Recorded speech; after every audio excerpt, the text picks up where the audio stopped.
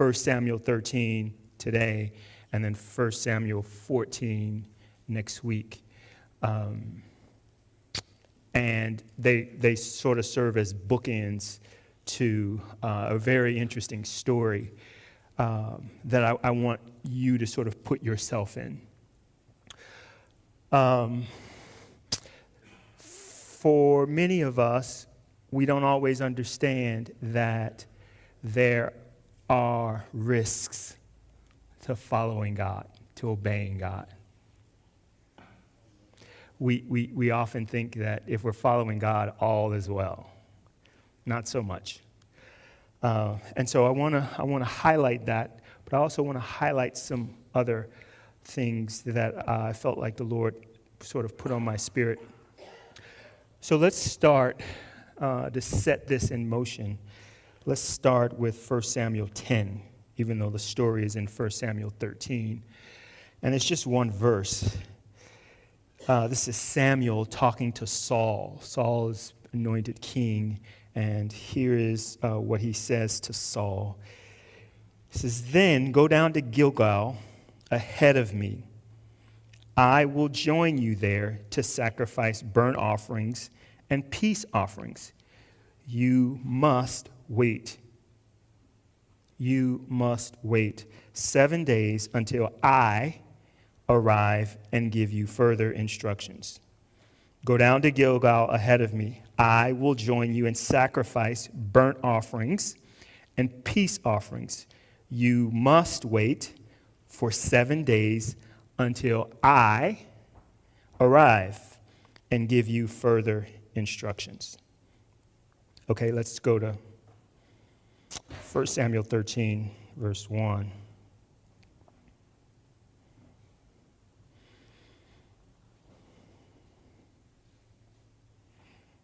Saul was 30 years old when he became king, and he reigned for 42 years.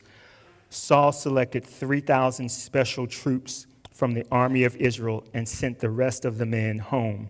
He took 2,000 of the chosen men with him to Michmash and the hill country of Bethel. The other 1,000 went with Saul's son Jonathan to Gibeah in the land of the Benjamites. Soon after this, Jonathan attacked and defeated the garrison of the Philistines at Geba. The news spread quickly among the Philistines. So Saul blew the ram's horn throughout the land, saying, "Hebrews, hear this. Rise up and revolt." All Israel heard the news that Saul had destroyed the Philistine garrison at Geba, and that the Philistines now hated the Israelites more than ever. How many know when you defeat Satan, he gets madder, and he builds his forces to come after you? Yeah, he is relentless. That's why we have to be relentless. Okay. So the entire Israelite army was summoned to join Saul at Gilgal. The Philistines mustered a mighty army of 3,000 chariots, 6,000 charioteers, and as many warriors as the grains of the sand on the seashore. They camped at Michmash, east of Beth-aven. The men of Israel saw what a tight spot they were in, and because they were hard pressed by the enemy, they tried to hide in caves, thickets, rocks, holes, and cisterns. Some of them crossed the Jordan River and escaped into the land of Gad and Gilead. Meanwhile, Saul stayed at Gilgal, and his men were trembling with fear. Saul waited there 7 days for Samuel, as Samuel had instructed him earlier, but Samuel still didn't come. Remember, he said, wait 7 days and until I come. Right? Here's what Saul does. He says, but Samuel still didn't come. Saul realized that his troops were rapidly slipping away. So he demanded, "Bring me the burnt offering and the peace offerings." And Saul sacrificed the burnt offerings himself. Just as Saul was finished with the burnt offerings, Samuel arrived. Isn't it just like the situation? We don't follow the instructions. We don't obey God. And just when we do what we shouldn't have done, God shows up. Just like God, isn't it? What is this you have done? This is what Samuel says in verse 11. Saul replied, I saw my men scattering from me, and you didn't arrive when you said you would, and the Philistines are at Michmash ready for battle. So I said, the Philistines are ready to march against us at Gilgal, and I haven't even asked for the Lord's help. So I felt compelled to offer the burnt offering myself before you came.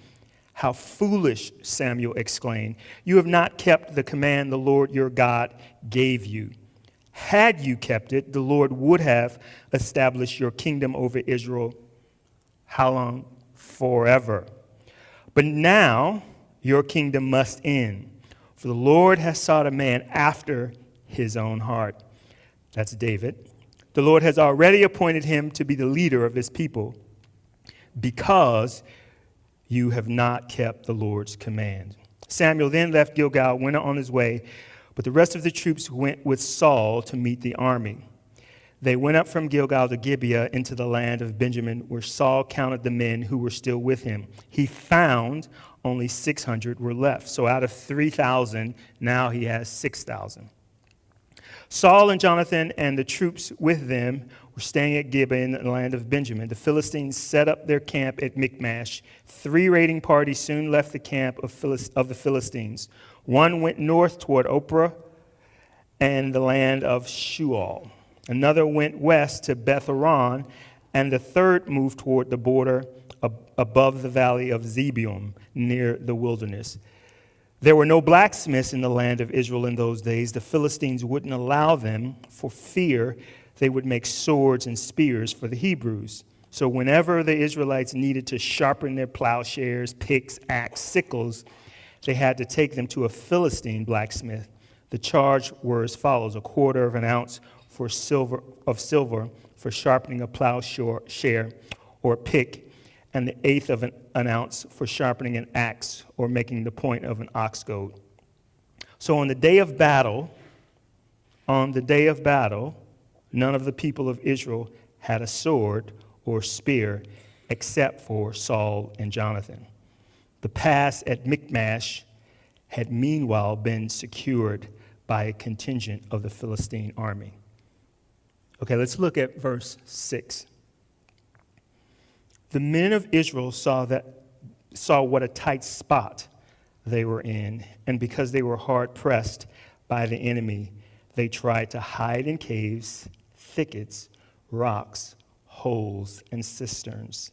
Some of them crossed the Jordan River and escaped into the land of Gad and Gilead. Things in our life that come up, tight spots, situations where we're hard pressed, put on display our character.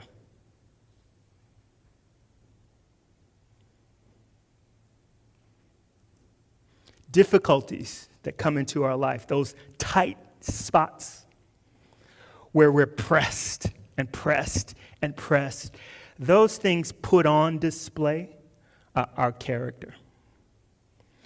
It's not for God to see, because he already knows what our character is like, and he already knows what's in our heart. But it's actually for us to see. It's us to determine where we are in our character, in our integrity, in our obedience to God. There's nothing like a tight spot and being hard pressed that put that on display. We always get to display our character. Always. Based on our response, we show who we are. We show what our character is like. It's easy to rationalize, to justify, to fool ourselves, to make excuses for our response. But the reality is, we are displaying the true reality of our character. And God is always testing our character. God is always testing our character. In the most minuscule thing or in the biggest thing. He's putting to test our character.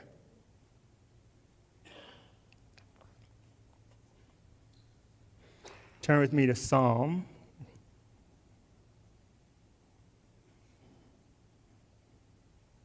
105.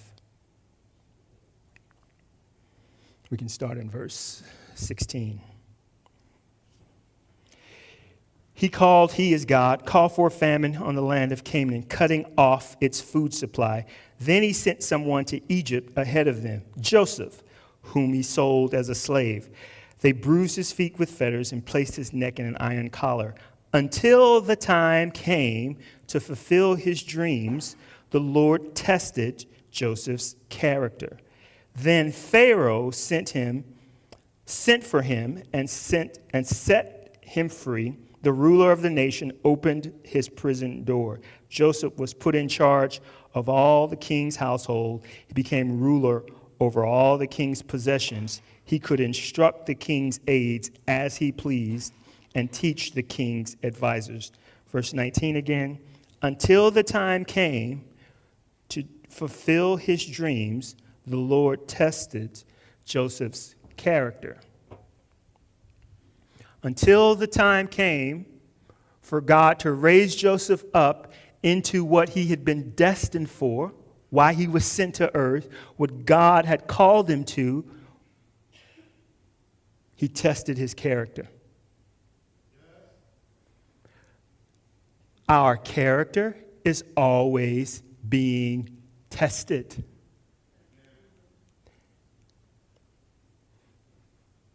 Well, Kevin, you don't understand. Look what so-and-so did to me. Look what so-and-so said about me.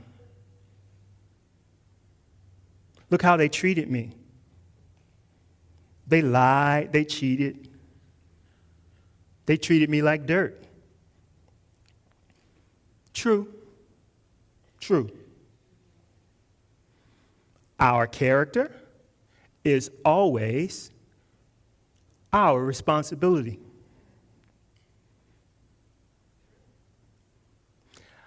Our character is always our responsibility. It's never the responsibility of someone else.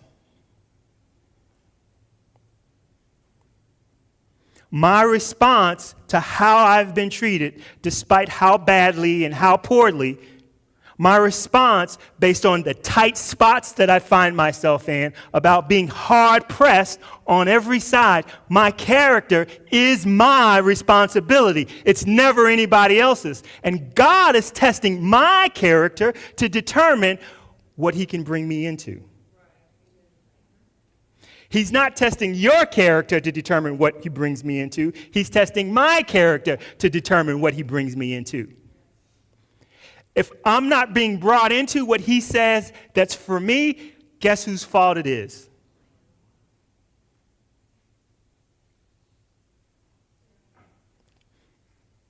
Joseph wasn't treated the best. God was testing his character. Here's Saul. He gets the command from Samuel. Go to Gilgal. I'll meet you there. I will make the sacrifices of the burnt offering and the peace offering. He's the priest. He's the only one who can do it. Wait until I get there. Don't do this on your own. Even though you're in a tight spot, even though you're hard pressed, don't do this on your own. Don't do this on your own. Don't do this on your own. Wait until I get there. This is what the Holy Spirit is saying to us. Wait until I get there. Don't do this on your own. I'm coming.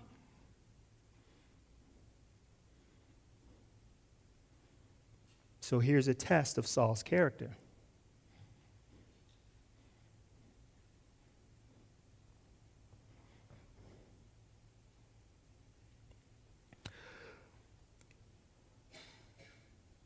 Shrinking back.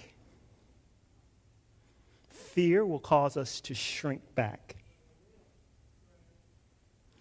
Here's what the soldiers do. They go hide in caves, in cisterns. They hide in cisterns. This is what they threw Joseph in. It's a hole in the ground where they put water, and they go hide in cisterns, in thickets, in the holes in the ground. They go hide because they're in a tight spot. So they begin to shrink back. See, the shrink back syndrome is what I call it. It happens because we're afraid that if we stand, if we obey what God calls us to obey, we're going to risk loss. If we're honest, it's because we're going to risk losing something. So we compromise and we shrink back. And this is what happens to them. They completely shrink back. Because they're afraid that they're going to lose what?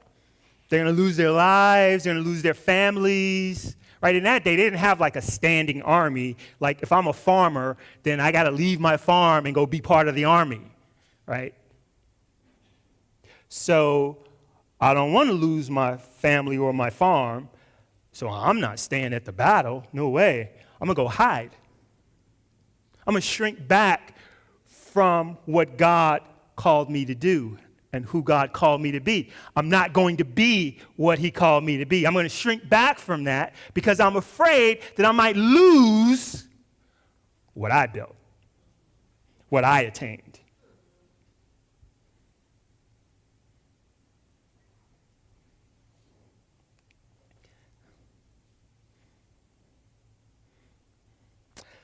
Let's look at what Saul says in verse 9. I think it's interesting.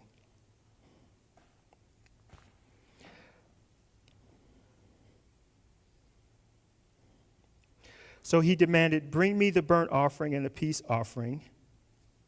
And Saul sacrificed the burnt offering.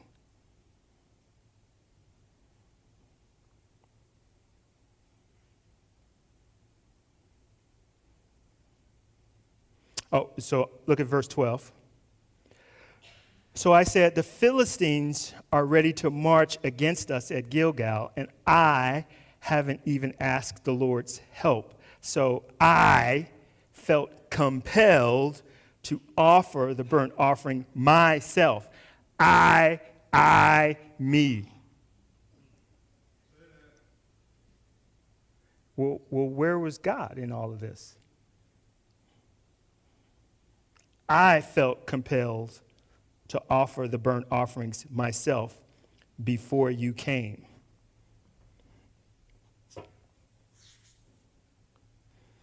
Disobedience from God always comes back to self. It always comes back to self. I mean, you might have to pull some layers back. But when we disobey, it's always because of us. It's because of self that we disobey. Always. And Saul, because of self, disobeys. Check out the situation. I can't say that I blame him. We get caught in circumstances. But here's the thing, as the people of God, God either speaks the truth or not. We either obey or we don't. So he's losing men left and right. They're running. The Philistines they've mounted an army twice the size of the Israelite army. He's seeing this. He gets scared and nervous So he disobeys, thinking the reason why he had been winning battles all along is because of God, thinking that if he disobeys God, God is going to be with him. Get that logic. The reason why they won battles is because God was with them. Not because they were this great military power. It's because God was with them. And here's the reality. So he's thinking, I'm losing my men, and I might possibly lose this battle. Therefore, I'm going to disobey God. That's the rationalization. I'm losing my men, and I may lose this battle. And I'm telling you, there are risks for obeying God. There are risks. There are some people, when you choose to put God first and you choose to obey what God wants you to do, there are some people you're going to have to walk away from. As sad, as unfortunate, as difficult as that might be, because to stay with them keeps you in a compromised position. It compromises who you are. And so you have to make a choice. Do I stay with them and stay in a compromised position, or do I obey God and run the risk of losing them? Hello?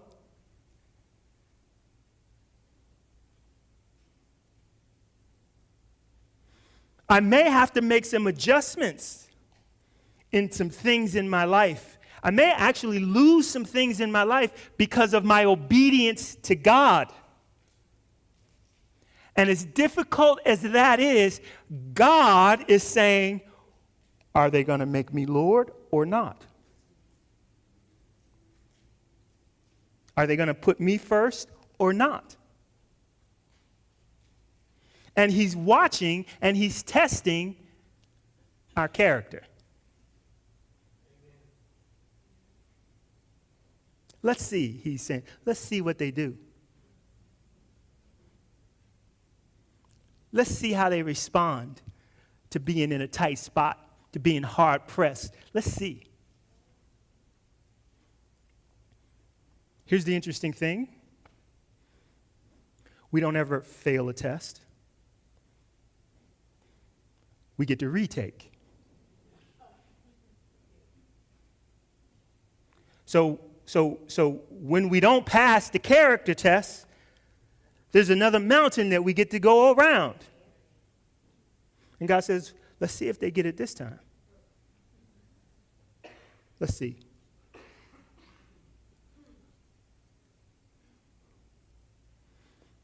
God tested Joseph's character until. And so we have to ask ourselves, am I advancing? Am I moving forward in the character test? Or am I losing it? Am I losing the character test? Here's the interesting thing with Saul. This is the sad part. Saul decides he didn't want to risk losing all of his men and losing the battle. Instead, what he lost was that there would be someone in his kingdom on the throne forever. So he loses not to lose what was temporary, his men and the battle, he loses what's eternal. And sometimes if we're not careful, we'll make that exchange and we don't even know we're doing it. We'll compromise ourselves in ways that we're afraid to lose the temporary thing And what we're really doing is we're losing the very reason God has sent us to earth. That's eternal.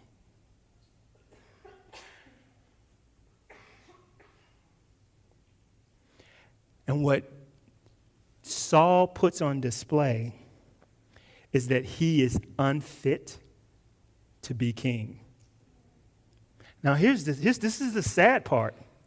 This is the sad part. I don't think that's that big of a deal. I mean, considering, let's put it in context. David sleeps with Bathsheba. He kills her husband. I mean, he does some bad stuff. But here's the thing. God knows what's in our heart. He knows what is in our heart. And he can look at Saul's heart and he can say, this guy is not for me. This guy is about him.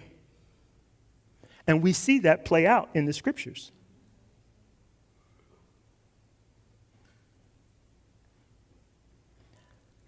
So he forfeits destiny because he doesn't want to obey God and lose his men in a battle. And here's the thing. Had he waited for Samuel, and had Samuel offered the sacrifices, they wouldn't have lost the battle. God would have been with them, and they would have beat up on the Philistines. The numbers wasn't an issue. Numbers are never an issue, but we think numbers make a difference. Just look in your checkbook. Am I going to trust the numbers in my checkbook, or am I going to trust God? And we think numbers make a difference.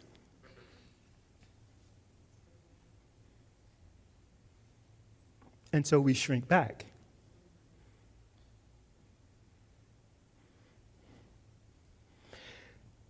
I believe God is saying to us, don't lose sight of your destiny for the sake of a battle. Don't do it. Here's what I found in my own life. If I lost something because of my obedience to God, then that thing that was in my life or that person that was in my life didn't need to be in it anyway. I just got to get over that. And we, in our mind, can't imagine our life without him, without her, without that thing, without whatever it is. We can't imagine ourselves without it. And God says, you'll be okay. Let's go.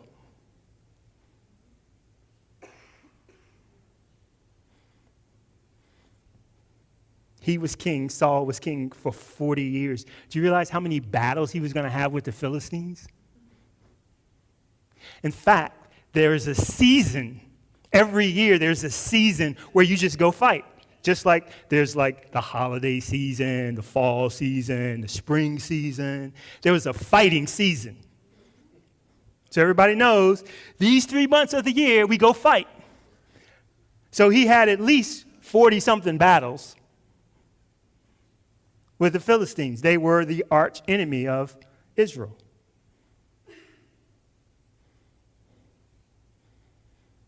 Are we willing to forfeit our destiny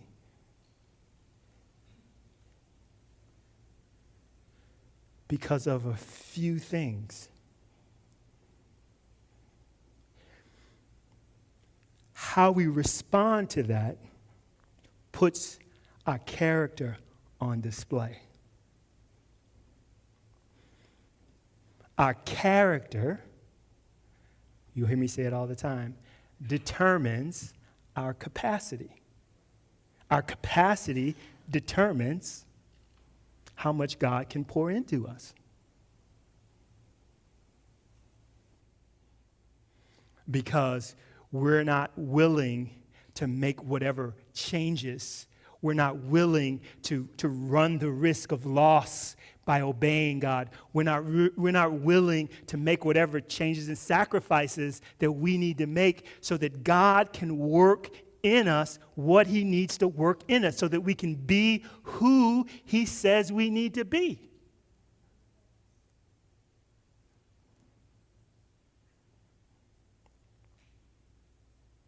That's what he's waiting for. We were talking earlier.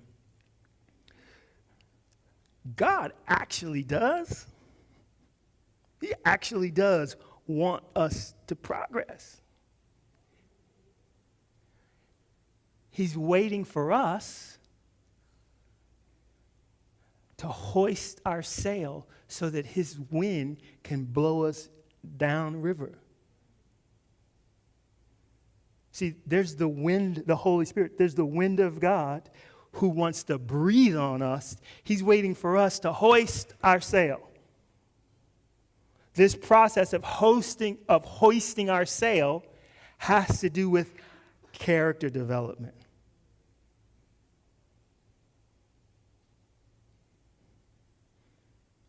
All the wind can blow, but if we don't have a sail that's hoisted, what good is it going to do?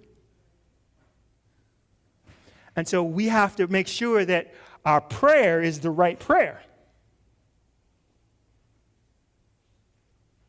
Sometimes we do need to pray, Lord, blow on us. And sometimes we need to pray, Lord, do your work in me. Do your work in me.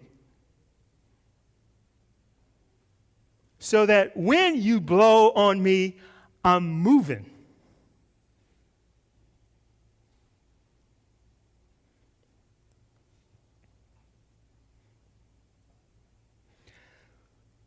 The loss for disobeying God is always greater than the loss of obeying God.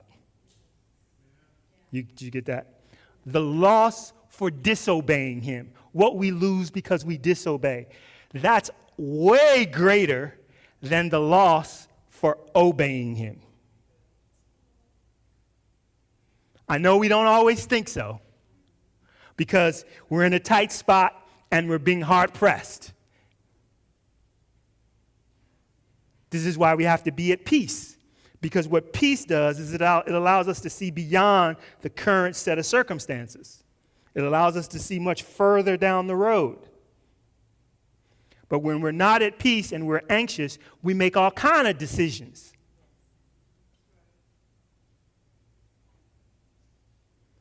The loss for disobedience is way greater than the loss for obeying God.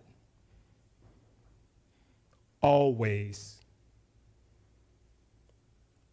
No exception.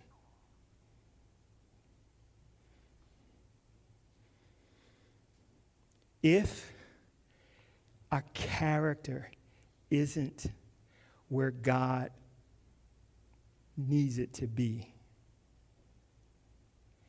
then he can't pour out the blessing on us. Because the blessing it will crush us. It will be a burden to us.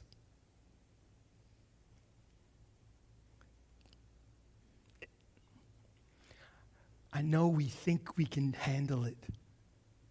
I know we do. But here's what I say. God knows a little bit more than me. He knows a little bit more than me. He can see around a few more corners than I can. He knows my heart better than I do. So if he says I need to come up a notch, I just need to come up a notch. God, whatever that is, whatever you need to do in me, do it. I'm giving myself to you wholeheartedly. And he will. So here's the result. The result is Saul, who who is king. Now, Jonathan, his son, can't ever be king. And Jonathan's son can't ever be king. Because of this disobedience, Saul cuts away all of the kings that would come from them. All of them.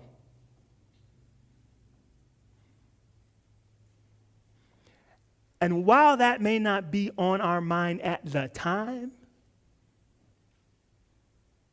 it is a reality. What am I forfeiting by disobeying? What am I forfeiting?